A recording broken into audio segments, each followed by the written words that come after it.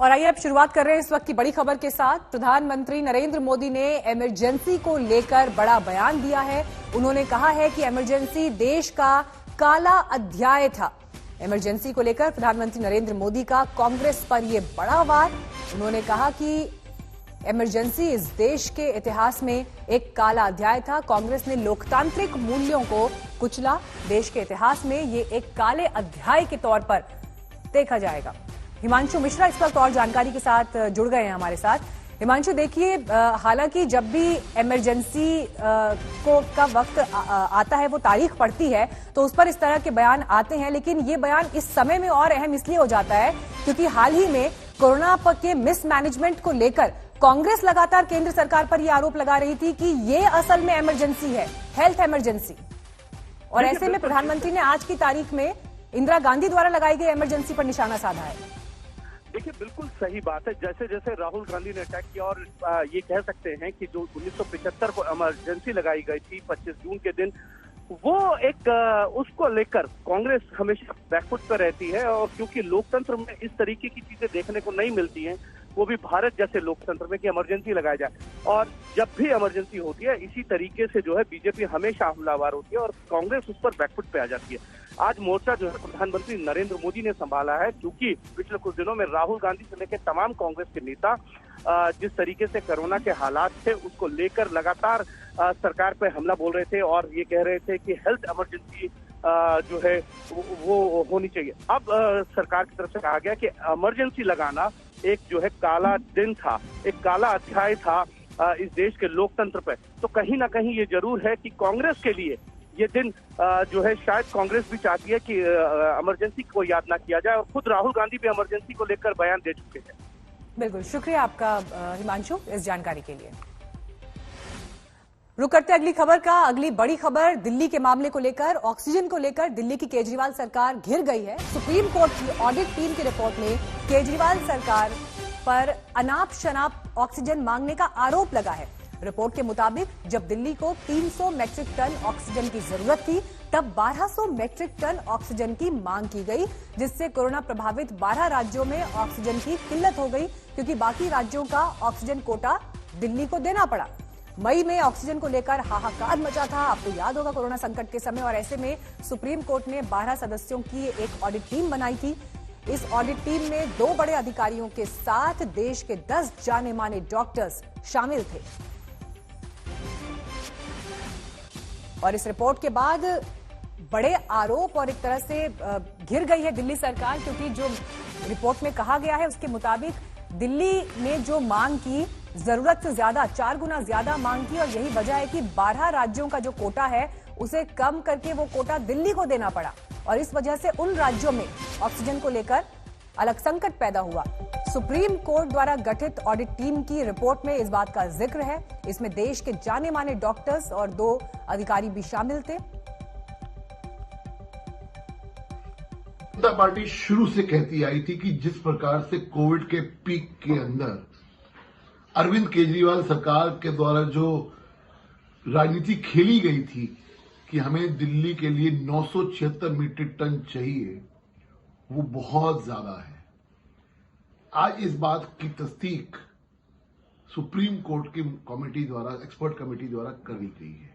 उन्होंने साफ कहा है कि दिल्ली में जो अरविंद केजरीवाल साहब मांग रहे थे वो 4 गुना ज्यादा, मतलब 4 गुना ज्यादा था जो एक्चुअल रिक्वायरमेंट थी दिल्ली की।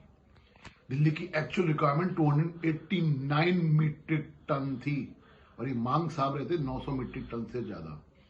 सवाल ये है कि जो सप्लाई ज्यादा आई ऑक्सीजन की दिल्ली के अंदर, जो बाकी स्टेट्स में रोकना पड़ा, जिसकी वजह से वहां अगर हुई मौतों का जिम्मेवार अरविंद केजरीवाल है। दूसरी बात, आपको याद होगा किस प्रकार से राजनीति खेली गई थी। मुझे लगता है कि ये हाई टाइम है और अब सुप्रीम कोर्ट को सुओ मोटो इसके ऊपर, अरविंद केजरीवाल के ऊपर एक्शन लेना चाहिए कि किस प्रकार से क्रिमिनल नेग्लिजेंसी करते हुए दिल्ली की जनता और हिंदुस्तान की जनता के अंदर एक पैनिक क्रिएट किया गया और जिस प्रकार से एक राजनीति खेली गई। तो बीजेपी हमलावर आम आदमी पार्टी पर, दिल्ली सरकार पर, और इस बीच आपको लगातार हम ये भी दिखा रहे हैं कि दिल्ली को जरूरत 300 मीट्रिक टन की थी, जिसका जिक्र इस रिपोर्ट में किया गया है, जबकि मांग की गई 1200 मीट्रिक टन की। और ऐसे में जो कोटा दिल्ली को दिया गया वो हिस्सा 12 राज्यों का हिस्सा कम करके आया, यानी उन राज्यों में भी तकलीफ बढ़ी। दिल्ली पर 4 गुना ज्यादा ऑक्सीजन मांगने का आरोप लगा है। 300 मीट्रिक टन की जरूरत थी, लेकिन मांग की गई 1200 मीट्रिक टन की। तो इसी बीच अब इस पूरे मामले को लेकर एक बार फिर आम आदमी पार्टी और बीजेपी के बीच आरोप प्रत्यारोप का दौर शुरू, क्योंकि बीजेपी हमलावर है इस मामले पर, लगातार आरोप लगा रही है आम आदमी पार्टी के ऊपर। इंतजार करना होगा आम आदमी पार्टी की तरफ से इस पर क्या प्रतिक्रिया आती है, उनकी तरफ दिल्ली सरकार की तरफ से इस पर क्या कहा जाता है। लेकिन जो ये सुप्रीम कोर्ट द्वारा बनाई गई ऑडिट टीम थी, इसमें 12 सदस्य शामिल थे। इस ऑडिट टीम में 2 बड़े अधिकारियों के साथ देश के 10 जाने माने डॉक्टर्स शामिल थे, और इनके पूरे स्टडी और रिसर्च के बाद परिस्थितियों के विश्लेषण करने के बाद जो रिपोर्ट सामने आई है, उसमें दिल्ली पर जरूरत से ज्यादा ऑक्सीजन मांगने का आरोप लगा है। ऑक्सीजन की किल्लत को लेकर अब दिल्ली सरकार आरोपों के घेरे में। ये कमेटी सुप्रीम कोर्ट द्वारा गठित की गई। अब एक के बाद एक बीजेपी के बड़े नेताओं की तरफ से स्टेटमेंट सामने आ रहे हैं। प्रकाश जावड़ेकर कह रहे हैं कि शोर मचाना कोई दिल्ली सरकार से सीखे, तो संबित पात्रा भी आरोप लगा रहे हैं। मुख्यमंत्री अरविंद केजरीवाल पर उन्होंने आरोप लगाया कि ऑक्सीजन को लेकर झूठ बोला, वो भी कोरोना जब पीक पर था उस समय।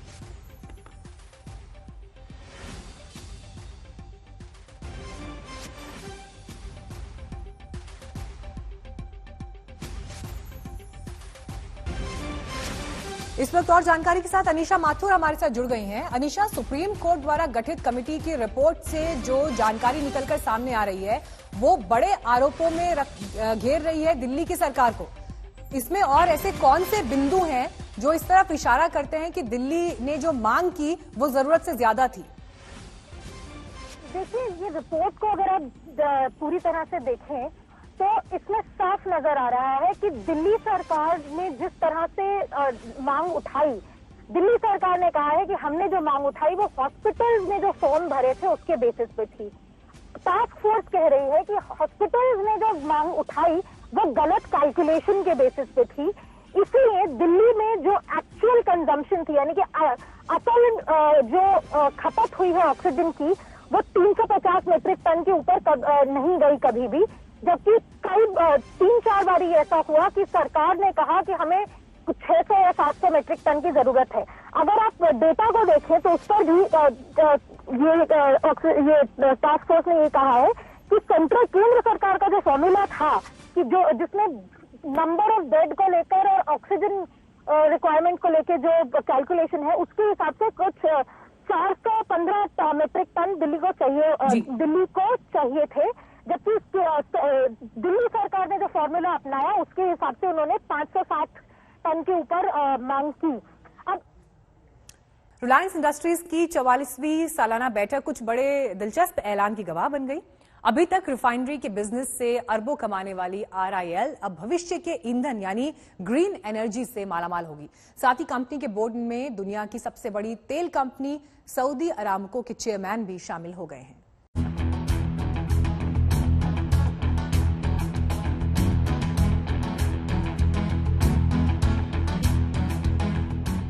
रिलायंस की AGM में मुकेश अंबानी ने दुनिया को ये बता दिया कि वो भविष्य में क्या करने जा रहे हैं। रिलायंस की AGM पर दुनिया के हर निवेशक की नजर थी। मुकेश अंबानी देश के ऐसे कारोबारी हैं जिन्होंने बिजनेस में कभी मार नहीं खाई। वो पहले से ही भाप जाते हैं भविष्य में किस कारोबार में पैसा लगाने से मुनाफा होगा। अभी तक रिलायंस का कोर कारोबार पेट्रोल और गैस था, लेकिन अब रिलायंस ने ग्रीन एनर्जी पर फोकस अपना शिफ्ट कर दिया, क्योंकि ग्रीन एनर्जी को दुनिया का भविष्य माना जा रहा है। रिलायंस नए एनर्जी कारोबार पर अगले 3 साल में 75,000 करोड़ रुपए निवेश करेगा। इसमें से 60,000 करोड़ रुपए रिन्यूएबल एनर्जी पर निवेश किए जाएंगे। जामनगर में 5000 एकड़ में Dhirubhai Ambani green energy giga complex बनाने की तैयारियां। इसके अलावा सोलर एनर्जी के प्रोडक्शन के लिए प्लांट भी लगाए जाएंगे। Advance energy storage battery factory भी बनाई जाएगी। ग्रीन हाइड्रोजन के प्रोडक्शन के लिए इलेक्ट्रोलाइजर फैक्ट्री भी लगाई जाएगी। रिलायंस का लक्ष्य 2030 तक 100 गीगावाट की सोलर एनर्जी की क्षमता को तैयार करना है। मुकेश अंबानी को ये पता है कि इस समय ग्लोबल वार्मिंग ने दुनिया की चिंता बढ़ाई हुई है। ग्लोबल वार्मिंग से तभी बचा जा सकता है जब दुनिया में रिन्यूएबल एनर्जी का इस्तेमाल बढ़े। मुकेश अंबानी का रिलायंस को अपने 15 साल में कार्बन मुक्त कंपनी बनाने का भी लक्ष्य है। एनर्जी के अलावा मुकेश अंबानी ने एक और बड़ा ऐलान किया और वो ऐलान है सऊदी अरामको को रिलायंस के बोर्ड में शामिल किया गया। उम्मीद की जा रही है कि इस साल रिलायंस की सऊदी अरामको के साथ डील ऑपरेशनल हो जाएगी। 2019 में मुकेश अंबानी ने सऊदी अरामको के साथ डील का ऐलान किया था। इसके तहत रिलायंस ने ऑयल टू केमिकल कारोबार में 20% हिस्सेदारी अरामको को बेचने का फैसला किया। इस डील में गुजरात की 2 ऑयल रिफाइनरीज और पेट्रोकेमिकल असेट्स शामिल हैं। माना जा रहा है कि ये डील करीब 15 अरब डॉलर की हो सकती है। Chairman of Saudi Aramco and the Governor of the Public Investment Fund to join the board of Reliance Industries Limited as an independent director. He is one of the most renowned names in energy, finance and technology globally. I am sure that we will immensely benefit from his rich experience of running one of the world's largest companies and also one of the largest sovereign wealth funds in the world. His joining our board is also the beginning of internationalization of Reliance. Reliance के लिए ये deal game changer सिद्ध होगी। इससे रिलायंस को एक मोटी रकम मिलेगी और ये डील भारत की सबसे बड़ी एफडीआई डील भी होगी। इस साल रिलायंस नवी मुंबई में जियो इंस्टीट्यूट भी शुरू करने जा रहा है। सितंबर में रिलायंस गूगल के साथ मिलकर सबसे सस्ता स्मार्टफोन्स लॉन्च करने का भी प्लान बना चुका है। ये फोन स्पीड और फीचर्स के मामले में किसी भी महंगे स्मार्टफोन से कम नहीं होगा। इसके अलावा जियो ने पूरी तरह से made in India 5G network पर काम करना भी शुरू कर दिया है।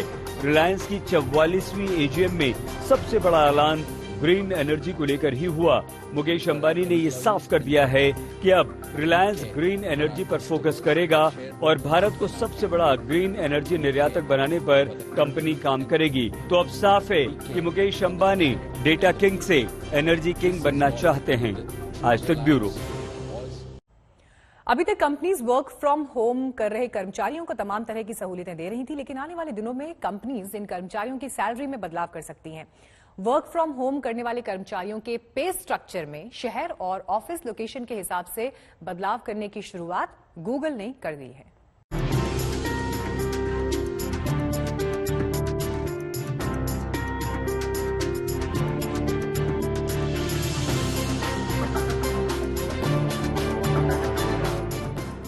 कोरोना काल ने वर्क फ्रॉम होम कल्चर की शुरुआत कर दी है। अभी तक तो कंपनियां वर्क फ्रॉम होम में सुविधाएं जुटाने के लिए कर्मचारियों को अतिरिक्त रकम दे रही थी, लेकिन अब वर्क फ्रॉम होम वाले कर्मचारियों की सैलरी भी कंपनियां बदलने में लग गई हैं। इसकी शुरुआत गूगल से हो गई है। गूगल ने अपने 1,40,000 कर्मचारियों के लिए हाइब्रिड वर्क मॉडल लागू किया है। अब गूगल के 60% कर्मचारी हफ्ते में 3 दिन ऑफिस और 2 दिन अपनी पसंदीदा जगह से काम करेंगे। 20% कर्मचारी अलग अलग ऑफिस लोकेशन से काम करेंगे, जबकि 20% कर्मचारी घर से ही काम कर सकते हैं। गूगल ने इस दौरान अपने एम्प्लॉइज को फायर न करते हुए उनके बारे में सोच के उनके अकॉर्डिंग एक हाइब्रिड वर्किंग मॉडल लॉन्च किया और हमें लगता है कि हमें ऐसी बड़ी कंपनियों से सीखना चाहिए ताकि आने वाले समय में हम भी अपने एम्प्लॉइज के बीच में एक सेंस ऑफ बिलोंगिंगनेस क्रिएट कर सके। और एक सेटिस्फाइड कस्टमर से जरूरी है एक सेटिस्फाइड एम्प्लॉय। एंड मुझे लगता है कि ये जो स्टेप है वो वाकई बहुत प्रशंसनीय है। गूगल ने अपना नया सैलरी स्ट्रक्चर भी इसी हाइब्रिड वर्क मॉडल के आधार पर तैयार किया है। नए मॉडल के मुताबिक अगर कोई कर्मचारी किसी सस्ते से महंगे शहर में चले जाते हैं तो उसकी सैलरी और पे स्केल में बदलाव किया जाएगा। नए वर्क लोकेशन टूल के मुताबिक किसी भी कर्मचारी की सैलरी उसके जॉब लोकेशन, उनके रहने के स्थान की लागत और लोकेलिटी के आधार पर दी जाएगी। यानी कि अब सैलरी उनके एरिया को रिमोट कर उसके महंगाई के हिसाब से तय की जाएगी। जाहिर है कि इस सिस्टम से गूगल को सैलरी पर किए जाने वाले खर्च में ज्यादा बचत होगी। ज्यादातर लोग दूर दराज के इलाकों से आते हैं और वो वर्क फ्रॉम होम सुविधा के लिए अपने घरों को लौटना ही पसंद करेंगे। ऐसे में कम महंगाई वाले शहर में अब कंपनी उन्हें बतौर सैलरी कम रकम देगी। फिलहाल केवल गूगल ने ही इस सिस्टम को अपनाया है, लेकिन आगे चलकर दूसरी कंपनियां भी इसे लागू कर सकती हैं। आज तक ब्यूरो।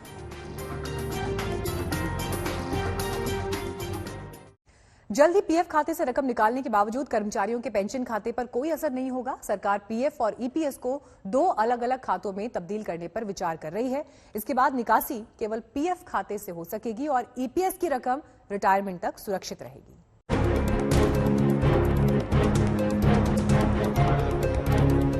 ईपीएफओ से पैसा निकालने के नियमों में सरकार जल्द ही बदलाव कर सकती है।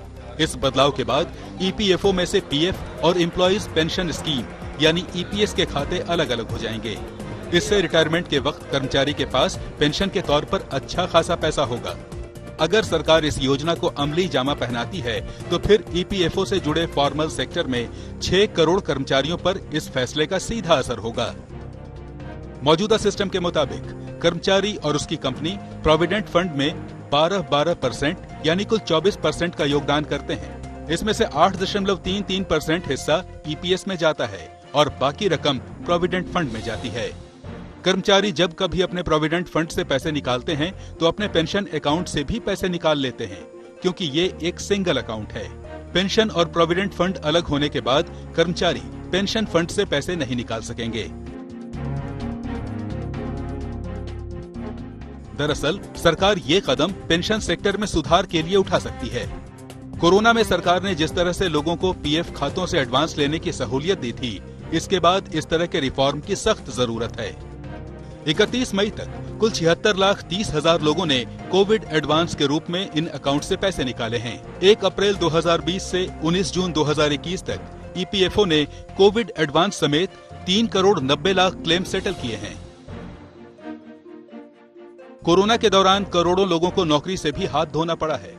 ऐसे में गुजारे के लिए उन्हें भी नौकरी खोने के बाद मजबूरी में पैसा निकालना पड़ा। इन सब से फौरी राहत तो लोगों को मिल गई, लेकिन उनकी भविष्य की योजनाएं खटाई में पड़ गई हैं। उम्मीद है कि दोनों खाते अलग होने के बाद ये समस्या सुलझ जाएगी। आज तक ब्यूरो।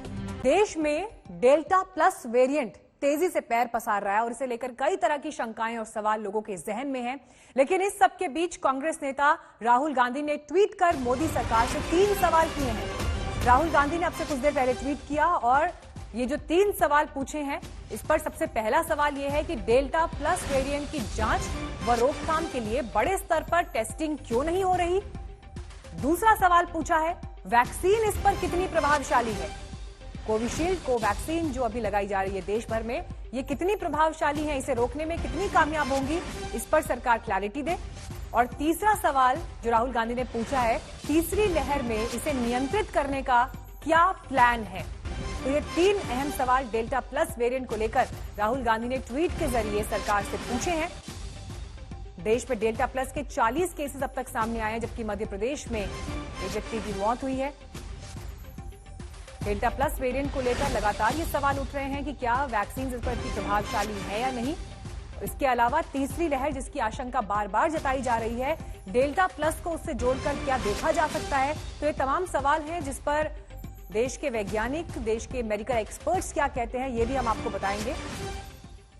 लेकिन तीसरी लहर की जो आहट है डेल्टा प्लस वेरिएंट को लेकर, वो लगातार डरा रही है। भारत में डेल्टा प्लस के मामले 6 राज्यों तक पहुंच गए हैं। सबसे ज्यादा केसेस महाराष्ट्र में हैं। इस वेरिएंट को काफी खतरनाक बताया जा रहा है। B point. लेकिन आपको अगर भारत के नक्शे पर भी हम स्थिति दिखाएं तो महाराष्ट्र में अभी सबसे ज्यादा केसेस हैं। यहां पर डेल्टा प्लस के 21 मामले मिले हैं। दूसरे नंबर पर मध्य प्रदेश है, जहां इस खतरनाक वायरस के 6 मामले सामने आए। मध्य प्रदेश में ही डेल्टा प्लस से पहली मौत की खबर आई है। उज्जैन में इस वायरस ने एक महिला की जान ले ली। केरल, तमिलनाडु, कर्नाटक, पंजाब और जम्मू में भी डेल्टा प्लस के केसेस मिले हैं। कुल मिलाकर देश भर में 40 केसेस अभी तक सामने आए हैं। दुनिया के 10 से ज्यादा देशों में अपनी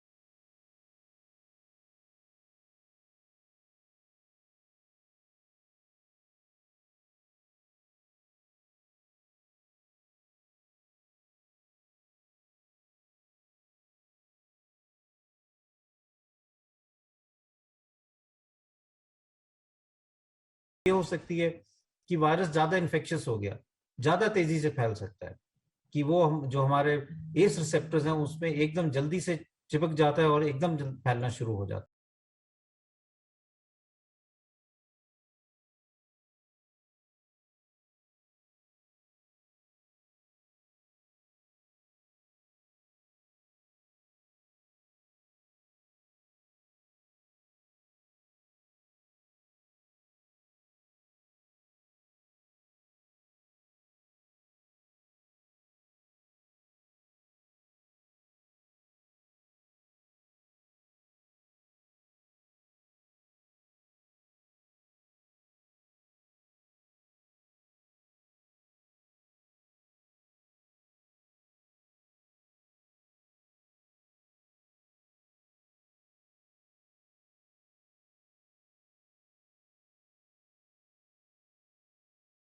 डेल्टा प्लस वेरिएंट सिर्फ भारत के लिए नहीं, पूरे विश्व के लिए एक चुनौती बन सकता है। फिलहाल विशेषज्ञों ने बताया है कि भारत के अलावा कई अन्य ऐसे देश हैं जहां पर डेल्टा प्लस इस वक्त अपने पैर पसार रहा है। दिल्ली से मिलन शर्मा के साथ आज तक ब्यूरो। ये बेहद चिंताजनक है कि डेल्टा प्लस वेरिएंट से पहली मौत मध्य प्रदेश में उज्जैन में हुई, जहां एक महिला ने संक्रमण के 5 दिन बाद दम तोड़ दिया। इस महिला को वैक्सीन नहीं लगी थी, लेकिन उज्जैन में वैक्सीन लगा चुकी दूसरी महिला पर डेल्टा प्लस के संक्रमण का ज्यादा असर नहीं दिखाई दिया।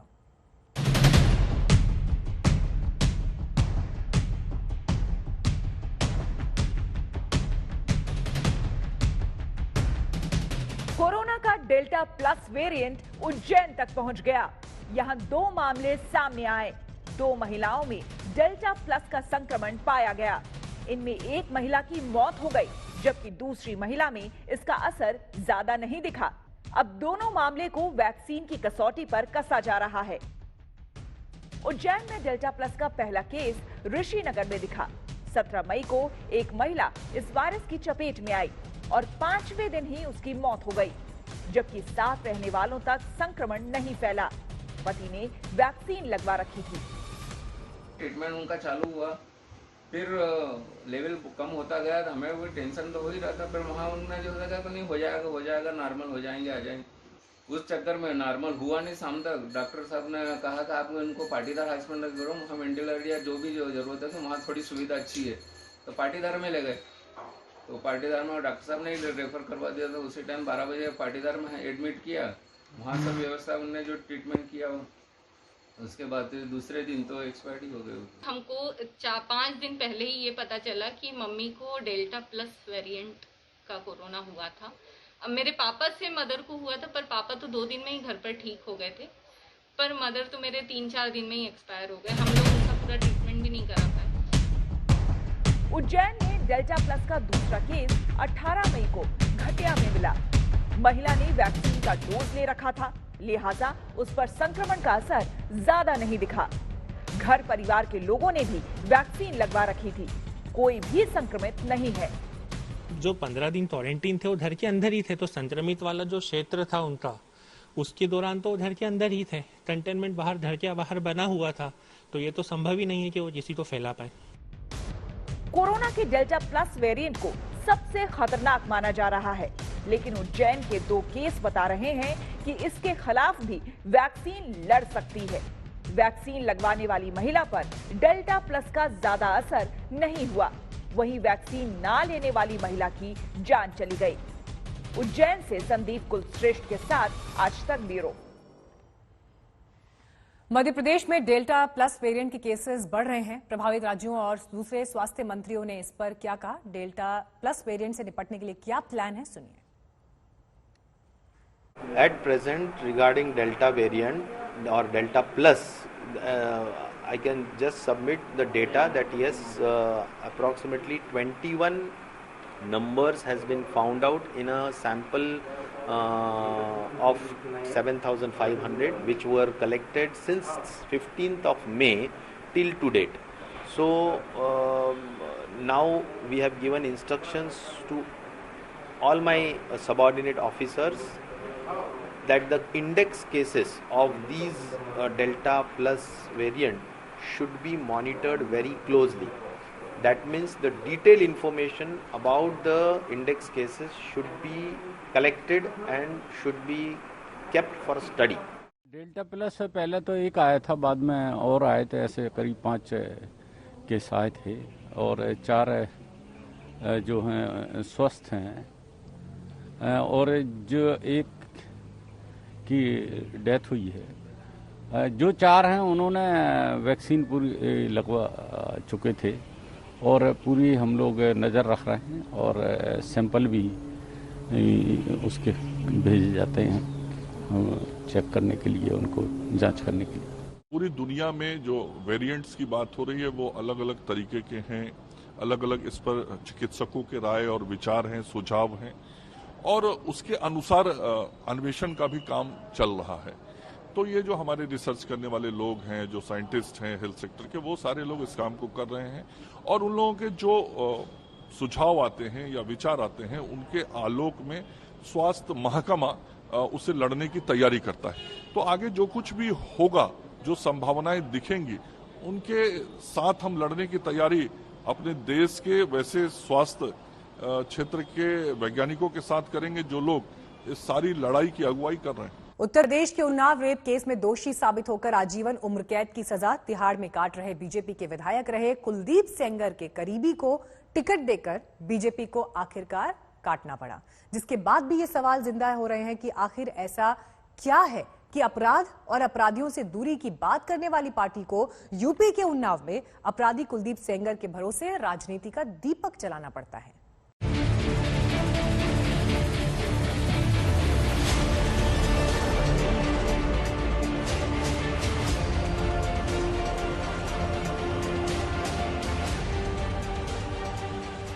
विधायक रहते 4 साल पहले के रेप केस में दोषी होकर जेल जाने वाला कुलदीप सिंह सेंगर क्या बीजेपी की सियासत के लिए उत्तर प्रदेश के उन्नाव में बहुत जरूरी है? इस सवाल की वजह बना उन्नाव रेप केस का दर्द झेलने वाली पीड़िता का वीडियो। मैं भाजपा की वारिस हूँ। प्रधानमंत्री, माननीय मुख्यमंत्री, राष्ट्रपति, मैं सबसे अनुरोध करती हूँ, भाजपा सरकार मेरे साथ है या मेरे दोषी उन्नाव कुलदीप सिंह सेंगर के साथ है, जबकि भारतीय जनता पार्टी दोषियों को टिकट दे रही है। गले में फूलों की माला और हाथ में फूलों का गुलदस्ता लिए यह है अरुण सिंह, जिन्हें बीजेपी ने उन्नाव में जिला पंचायत अध्यक्ष का टिकट दे दिया था। तो सवाल पूछा जाने लगा कि आखिर उन्नाव में 2017 के रेप केस में दोषी कुलदीप सेंगर के करीबी अरुण सिंह को बीजेपी ने टिकट क्यों दिया? जेल में सजा काटते दुष्कर्म के दोषी कुलदीप सिंह के करीबी अरुण सिंह, जिन पर उन्नाव की पीड़िता के साथ हुए सड़क हादसे को अंजाम दिलाने का आरोप है। जब अरुण सिंह समेत 30 लोगों पर हत्या की कोशिश और धमकी का केस दर्ज हुआ था। उन्नाव में कुलदीप सेंगर के उसी साथी को टिकट देने पर दिन भर पीड़िता के वीडियो के आधार पर बीजेपी के लिए सवालों का जवाब देना मुश्किल होता रहा। मेरा पूरा परिवार बर्बाद कर दिया है। अभी भी सरकार दोषियों का साथ दे रही है। एक तरफ सरकार कहती है कि दोषियों को जेल के अंदर किया जाए, एक तरफ सरकार दोषियों को टिकट दे रही है। आज तक ने जब इस मुद्दे को उठाया और पूछा आखिर ऐसी क्या मजबूरी है कि जो रेप के दोषी विधायक का करीबी हो, जिस पर खुद 302 और 307 का मुकदमा दर्ज हुआ हो, उसे टिकट दिया जाता है, तो सबसे पहले डिप्टी सीएम केशव प्रसाद मौर्य को जवाब देना मुश्किल हुआ। सेंगर के करीबी अरुण कुमार सिंह को जिला अध्यक्ष पद से टिकट दिया जा रहा है, जिला पंचायत अध्यक्ष से, और काफी उसका विरोध हो रहा है। उस पर क्या कहना? पार्टी देख रही होगी। आज मैं चला आया हूँ, कल तक की सूचना नहीं थी, आज की सूचना मुझे मिली है। पार्टी नेतृत्व पर विचार कर रहा होगा, जो होगा विचार करेंगे। उन्नाव की रेप पीड़िता ने जब लखनऊ से दिल्ली तक चिट्ठी लिखकर अपने साथ हो रहे अन्याय की गुहार लगाई और वीडियो वायरल होने लगा, तो बीजेपी ने आनन फानन में तुरंत कुलदीप सेंगर के करीबी अरुण सिंह का टिकट काट दिया। जानबूझकर भारतीय जनता पार्टी की लोकप्रियता से घबराकर विपक्ष की बहुत सोची समझी साजिश है। मैं अपने शीर्ष नेतृत्व से आह्वान करता हूं कि ऐसे लोगों को करारा जवाब देने के लिए कठोर निर्णय लेना चाहिए। सवाल सीधा सा यह है कि आखिर रेप केस के दोषी विधायक की बदौलत ही क्यों राजनीति बीजेपी उन्नाव में करना चाहती है। पहले जिला पंचायत सदस्य के तौर पर कुलदीप सेंगर की पत्नी को टिकट दिया गया था। आज तक की खबर दिखाने के बाद ही सेंगर की पत्नी का टिकट बीजेपी ने काटा था। अब जिला पंचायत अध्यक्ष के तौर पर सेंगर के साथी अरुण सिंह को टिकट देकर बीजेपी को काटना पड़ा। अपराध और अपराधियों से दूरी बनाने का दावा करने वाली राजनीति क्या उन्नाव में बिना अपराध के साए में आए चुनाव नहीं लड़ सकती? क्योंकि आजीवन उम्र कैद की सजा काटते कुलदीप सिंह सेंगर के साथी अरुण सिंह का टिकट काटने के बाद जिन शकुन सिंह को टिकट दिया गया, वो उन्नाव की जमीन पर बाहुबलियों में गिने जाने वाले पूर्व एमएलसी अजीत सिंह की पत्नी हैं। विशाल सिंह, उन्नाव आज तक।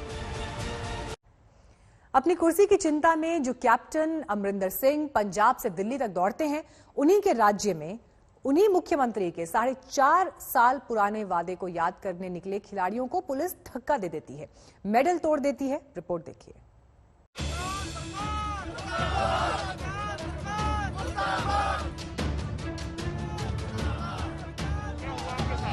देखो क्या हो रहा है, देखो क्या हो रहा है। पैरों से चलने में दिक्कत, लेकिन अपने हौसले के दम पर जिन्होंने मेडल जीते, दुश्वारियां, कमजोरियां जिनके मेडल जीतने के जुनून और मादे के आगे हार गई, जिनका कभी स्वागत करके सरकार अपना खिलाड़ी प्रेम दिखाती रही, उन्हें पंजाब सरकार ने पुलिस के हाथों धक्का दिलवाया, मेडल तक तोड़वा दिए। क्यों? क्योंकि ये खिलाड़ी जो शारीरिक बाधाओं से नहीं हारे, वो पंजाब सरकार के रोजगार देने के वादे पर मिले धोखे से हारकर मुख्यमंत्री कैप्टन अमरिंदर सिंह को मेडल लौटाने निकल पड़े।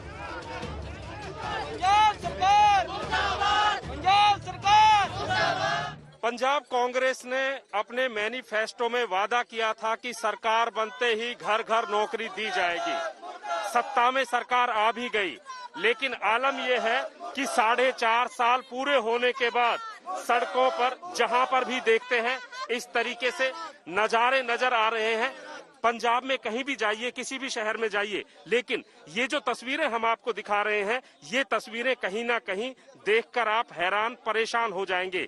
यहाँ पर ये जो मेडलों की भरमार आपको दिखाई दे रही है, ये कोई साधारण बेरोजगार नहीं है, बल्कि ये वो लोग हैं जिन्होंने पंजाब का मान सम्मान पूरे देश और दुनिया में बढ़ाया है और दिन रात मेहनत कर इतने सारे ये मेडल्स और तमगे हासिल किए हैं। और सरकार ने इनसे वादा किया था कि इनको नौकरी दी जाएगी।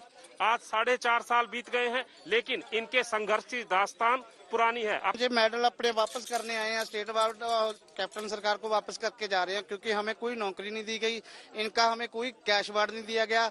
हम जो भी अपनी गेम अब तक कर रहे हैं वो अपने खर्चे पे कर रहे हैं। अब हमारे जो घर परिवार है, हमारी शादीशुदा हैं, हमारी फैमिली है, उनका गुजारा करने के लिए हमारे पास कोई नौकरी नहीं है। तो हमारी तो यही मांग है कि तर्ज के आधार पर नौकरी दे रहे हैं, हमारे पर तो मान करना चाहिए ना, हमने तो देश का नाम रोशन किया ना। पंजाब में शिक्षक प्रदर्शन कर रहे हैं स्थायी नौकरी के लिए। पंजाब में शिक्षक खुदकुशी की कोशिश तक कर रहे हैं क्योंकि उन्हें भी परमानेंट नौकरी देने का वादा कैप्टन ने सत्ता में आने से पहले किया था। उसी तरह पंजाब के लिए देश विदेश में मेडल जीतने वालों से भी रोजगार का वादा था, 4.5 साल बाद भी जो अधूरा है। वादा किया था भी सारे जिन्ने पैरा खिलाड़ी उन्होंने नौकरियां देंगे, पर सरकार ने वादा खिलाफी की है तो किसी प्लेयर को कोई नौकरी नहीं मिली।